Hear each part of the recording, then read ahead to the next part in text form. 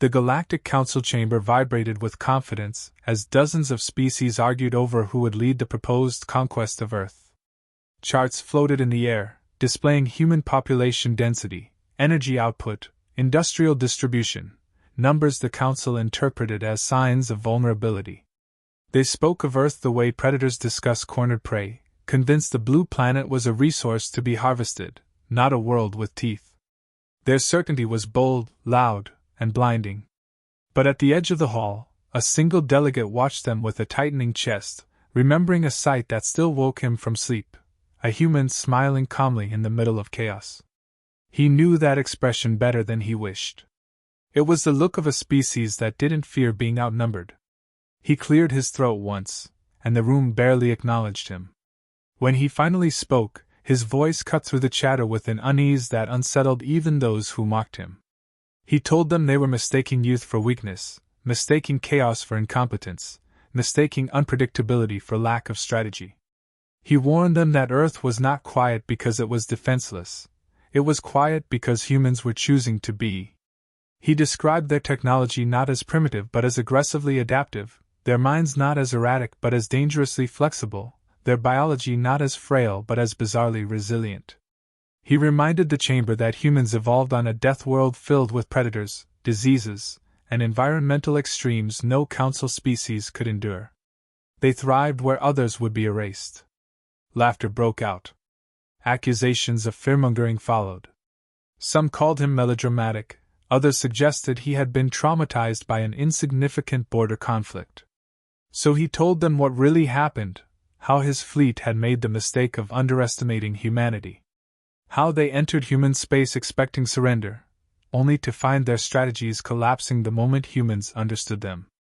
How humans didn't simply resist but adapted instantly, twisting alien tactics into weapons against their original owners. How their ships moved in ways no simulations predicted, piloted by individuals who treated danger as a challenge rather than a threat. How every supposed human disadvantage flipped without warning into an advantage that buried his species under its own arrogance.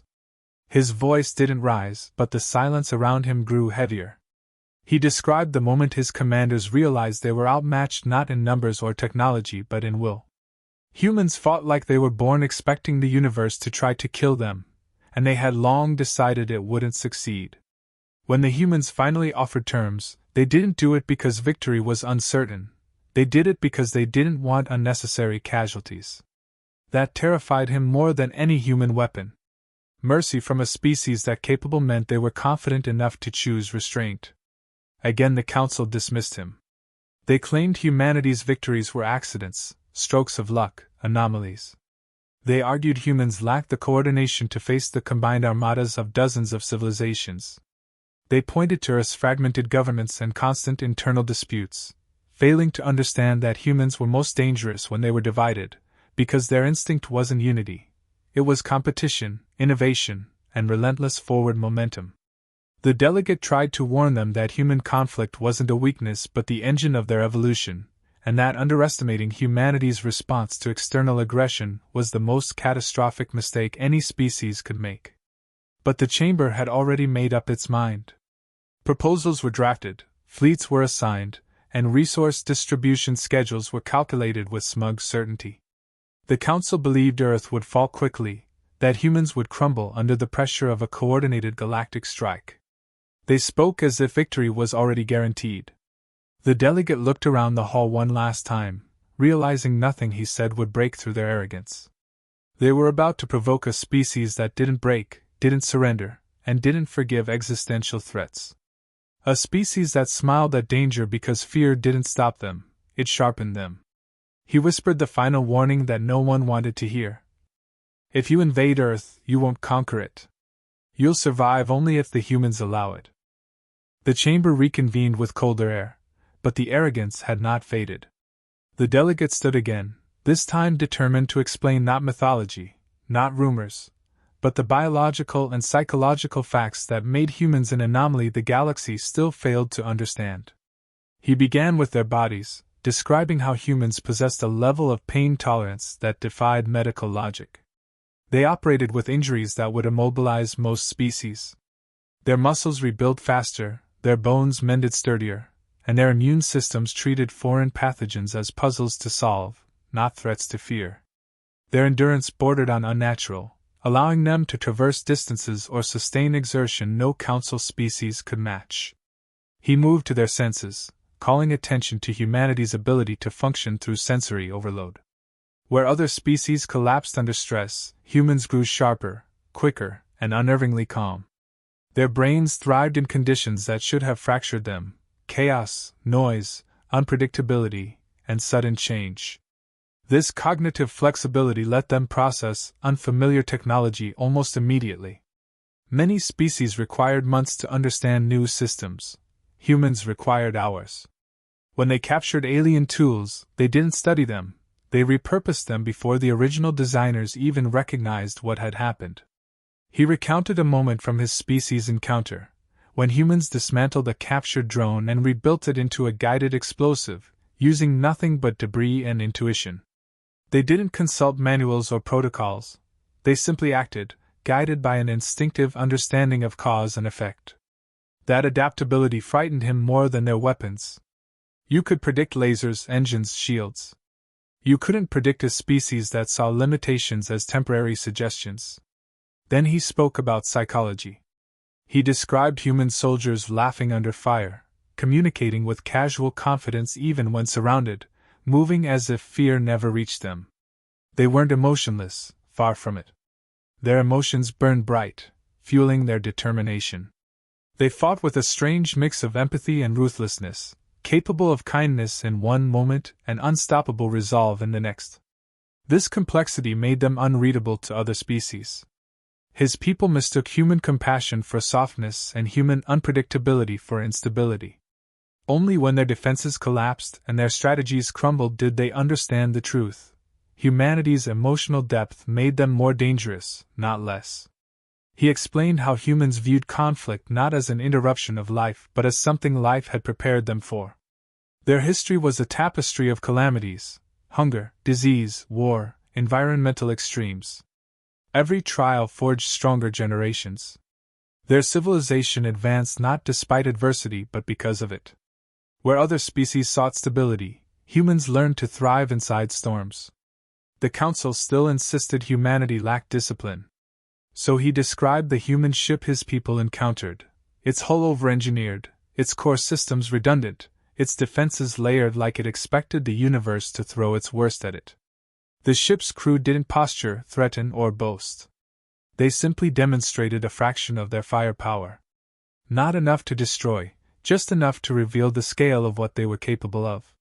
His commander surrendered on the spot, overwhelmed not by force but by the clarity that resistance was meaningless. He emphasized that humans didn't seek conquest. They valued cooperation, trade, and understanding. But when threatened, they acted with a certainty that left no ambiguity. They didn't escalate gradually, they ended conflicts sufficiently, leaving no room for misinterpretation. That restraint was the most alarming trait of all. A species capable of overwhelming might but choosing controlled, measured response signaled absolute confidence. Even after hearing all this, several council members dismissed it as exaggeration. They argued humans were merely lucky survivors on a harsh world. They claimed humanity's achievements stemmed from desperation, not capability. They insisted humans were aggressive because of environmental pressure, not innate strength. The delegate realized their denial wasn't born of logic but fear.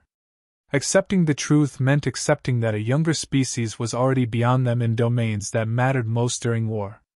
So they clung to the illusion of superiority. He concluded calmly, telling them humans didn't dominate battlefields through brute strength or advanced tools. They dominated because they refused to accept defeat as a possibility. Because their instinct wasn't survival, it was overcoming. Because when cornered, they didn't break. They adapted. The chamber refused to listen, but for the first time, the silence carried a crack, a faint, reluctant acknowledgement that the humans they sought to invade were nothing like the fragile primitives they imagined. The invasion fleet crossed into the outer perimeter of the Sol system expecting silence. Instead, their sensors flooded with clean, perfectly synchronized signals. Every probe, relay, and stealth drone was detected the instant it activated. The admirals dismissed it as coincidence until targeting data appeared on their own command screens, mapped with unsettling precision. Human satellites weren't merely observing them, they were tracking individual ships, weapon ports, and crew density in real time. No jamming protocol worked. Every attempt to blind Earth's network was mirrored back, analyzed, and neutralized within seconds, as if the humans had rehearsed this exact scenario. A single transmission followed, calm and unmistakably composed. The humans asked them to identify themselves. There was no threat in the message, no aggression, just expectation. The Council commanders ignored it, ordering the fleet forward. They believed the humans were stalling, trying to project confidence they didn't possess. Moments later, a second message arrived, equally calm, equally brief, advising them to turn back immediately. Several junior officers hesitated. The delegate did not. He watched the readouts, already knowing what came next. Without warning, alien navigation systems began to drift. Not violently, not catastrophically, but subtly enough to cause panic. Formations loosened. Weapon targeting lagged. Shield harmonics fell out of alignment. Engineers scrambled, insisting the failures were impossible. Then power fluctuations rippled across multiple flagships at once. No external attack registered. No weapons fired. The humans were dismantling the invasion with invisible hands, reaching into systems thought to be secure and rewriting reality one subsystem at a time. As confusion spread, Earth's orbital space shifted. Human vessels emerged from concealment not in a dramatic charge, but in controlled, calculated positions that denied escape routes. They were smaller than expected, compact silhouettes bristling with purpose rather than ornamentation. Each ship moved with mechanical confidence, accelerating and braking as if physics were optional suggestions. The alien fleet attempted a coordinated lock, but targeting reticles refused to settle. Human ships were already somewhere else by the time weapons powered up. A final transmission cut through the chaos. One sentence. Last warning. The Council admirals ordered fire. The response was not a battle. It was a demonstration. Human weapons struck with surgical restraint, disabling propulsion, severing weapon arrays, and collapsing shields without breaching hulls. Entire squadrons went dead in seconds, drifting harmlessly, crews intact but helpless. Return fire scattered into empty space, hitting nothing but the afterimages of where human ships had been moments before. The invaders realized too late that the humans weren't reacting. They were executing a solution prepared long in advance. Panic replaced command discipline. Orders contradicted each other.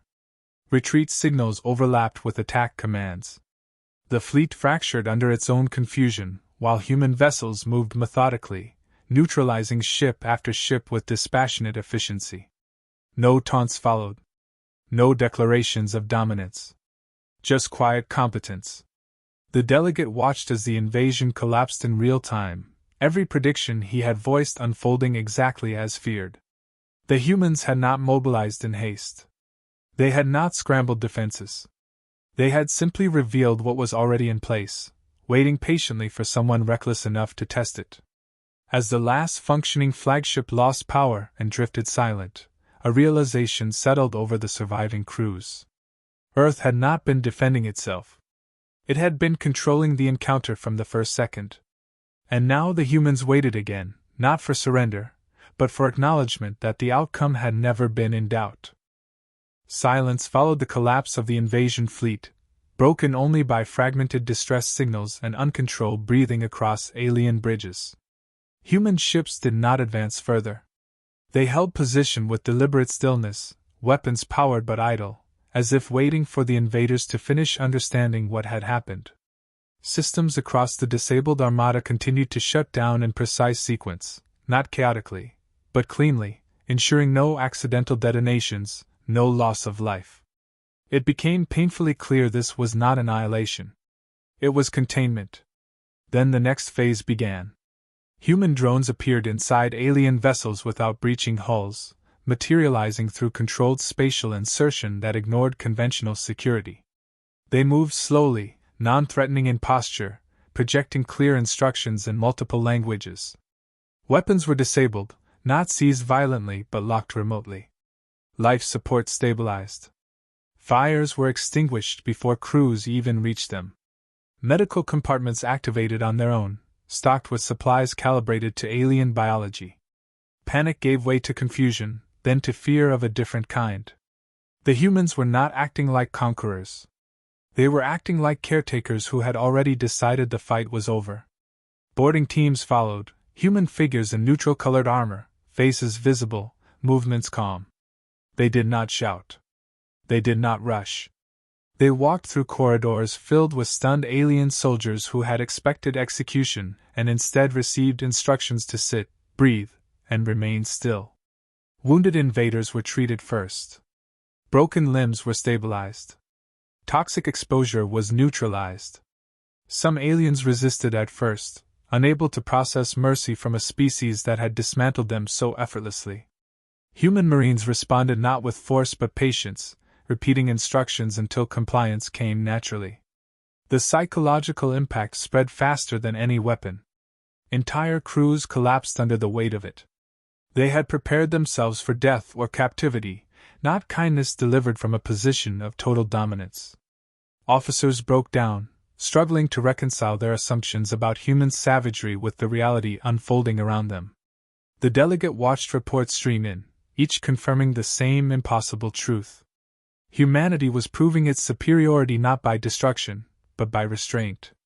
Human vessels began towing disabled alien ships into stable orbits, arranging them neatly, almost respectfully, ensuring no collisions, no system failures. Supplies were transferred freely. Communication channels reopened under human control, allowing crews to contact each other and confirm survival. No demands were issued. No terms announced. The absence of threats became its own message. Finally, a transmission reached every surviving ship simultaneously. The human voice was steady, devoid of anger or triumph. They explained that the invasion had been neutralized, that no further action would be taken unless hostility resumed, and that assistance would continue until every vessel was capable of safe withdrawal. They clarified that this response was not escalation, but enforcement of a boundary. Earth had been approached with intent to conquer. Earth had responded by removing that intent. The delegate felt a grim sense of vindication. This was exactly what he had tried to explain.